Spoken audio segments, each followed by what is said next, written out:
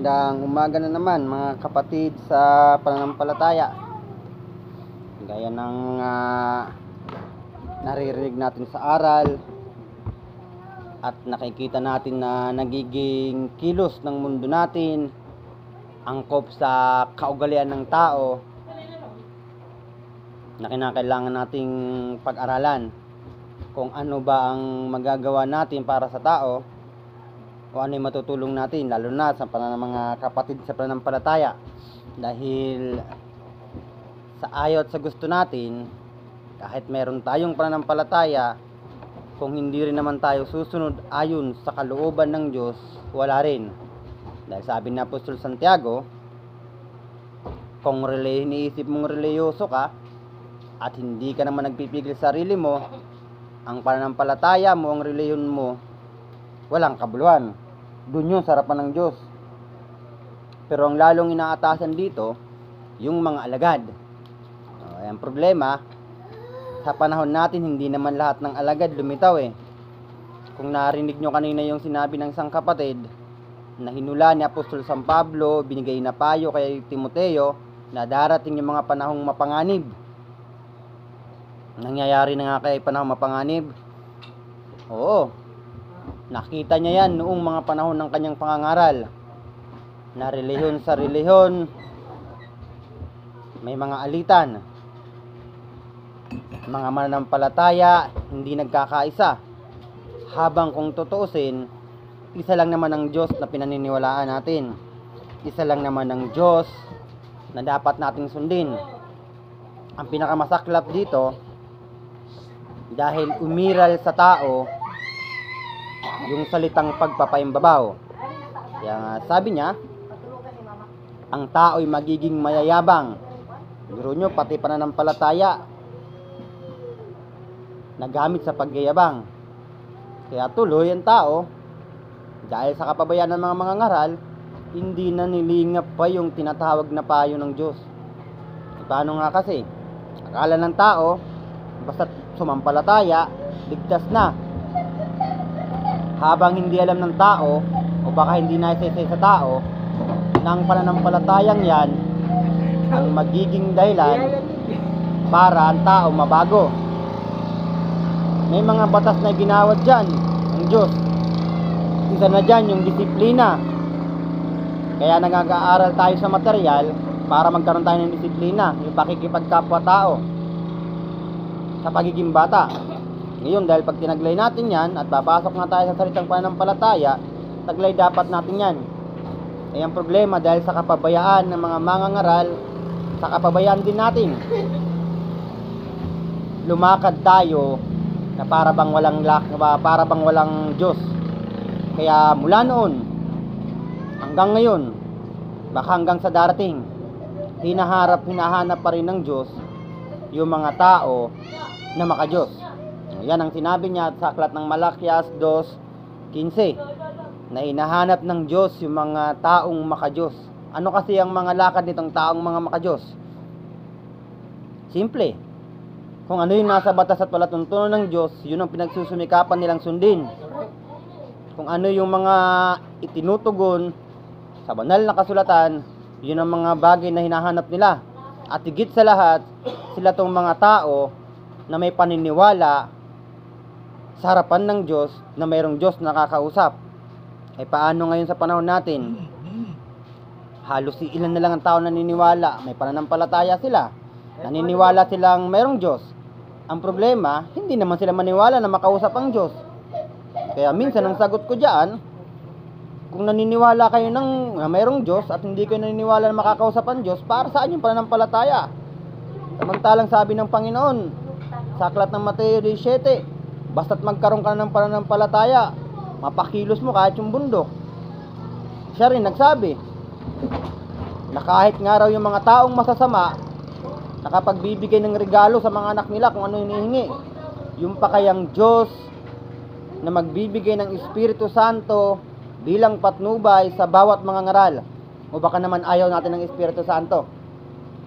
Kasi itong Espiritu Santo, siya tong ipinangaral din ng Panginoon, na para bang isang pintong makipot Kasi hindi basta-basta papasa sa harapan ng Diyos o sa harapan ng mga banal na espiritu yung mga mangangaral na mapagpaimbabaw. Ibig sabihin, mangangaral na mapagpaimbabaw, yung pangsariling kalooban ang ipatuturo. Yung pangsariling kasikatan. Na makapagsalita lang, may pakilalang sarili, okay na.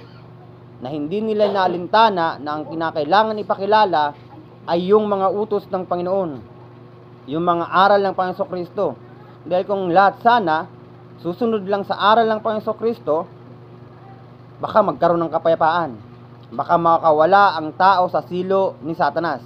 Dahil yan ang sabi niya sa aklat ng San Juan 8:32. Makikilala niyo ang katotohanan at ang katotohanan ang magpapalaya sa inyo. Saan unang-una dapat makalaya tao? Unang-una yung sariling haka. Pangalawa, yung sariling imahinasyon. Kasi karami ngayon yan. Sabi ng mga ibang mananampalataya, ramdam daw nila yung banal na espiritu. Bakit sa tingin ninyo, si Satanas, hindi kayo nagpapakanungaring anghel ng kaliwanagan yan? Kaya ingat kayo dyan. Kasi kailanman, hindi magbibigay ang mga banal na espiritu ng pananampalataya ukol sa pagkabahagi. Kung sakaling bababa man sa inyo mga banal na espiritu, isa lang ang magiging utos niyan: kapayapaan, pag-ibig, at pagkakaisa. Sa tingin ko, mukhang mali ata ang espiritu na tanggap nyo. Bakit kamo? Kasi kung tunay na Espiritu Santo yan, bakit hanggang ngayon, sa dami nating mga nagpapalaganap ng aral ng Panginoon Kristo, bakit kanya-kanya pa rin kayo? Kaya dito sa amin, open lahat. Open makipag-aralan. Basta't aral na maka-Diyos. Lahat yan, pwedeng buksan. Ngayon hindi. Hindi nyo ba napansin anong sabi ng Apostol San Pablo sa aklat ng Korinto? Sabi niya, bakit? Nabahagi ba si Kristo? Di ba yan ang nangyayari ngayon sa panahon natin? Nagkabahabahagi tayong mga reliyoso daw. Sa tingin ninyo, gusto ng Diyos yan. Tapos pag may sumulpot na aral na ang Diyos nagagalit, mayroon naman susulpot na aral din. Wala raw Diyos na nagagalit. Kayo kaya sa sarili nyo, kapag ka ang mga anak nyo nagkakasala at hindi pasaway, hindi nyo kaya kagalitan? Sa tingin kaya natin ngayon sa panahon natin, hindi kaya mas lalong nagkakasala yung mga mangangaral na hindi pinupursige ang isang tao na magbago? Sabihin na natin na hindi nyo kasalanan kasi hindi nyo hawak ang kaisipan ng tao. Talagang hindi nyo mahawakan ang kaisipan ng tao, hindi nyo mahuhulaan kung anong ginagawa ng tao habang nakatalikod, kung wala yung patnubay ng Espiritu Santo na sisiyasat sa bawat ginagawa ng tao o sa bawat ginagawa ng mga sakop ng bawat pananampalataya. Dahil si Apostol San Pablo, nung panahon niya, ipinakilala niya kung gaano kaimportante itong mga banal na espiritu nung panahon nila. At ganun din ngayon sa panahon natin.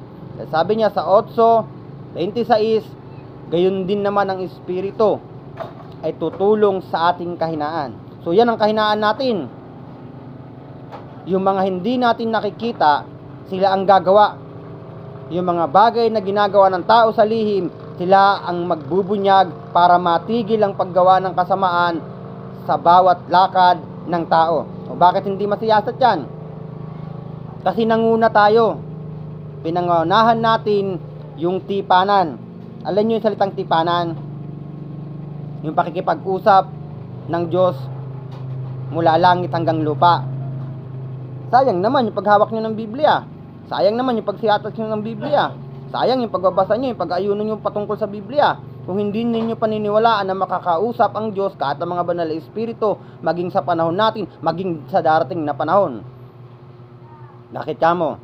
Kasi kung talagang original ang pananampalataya na sinusundan natin, masdan natin kung ano mga ginawa ng mga propeta sa lumang tipan.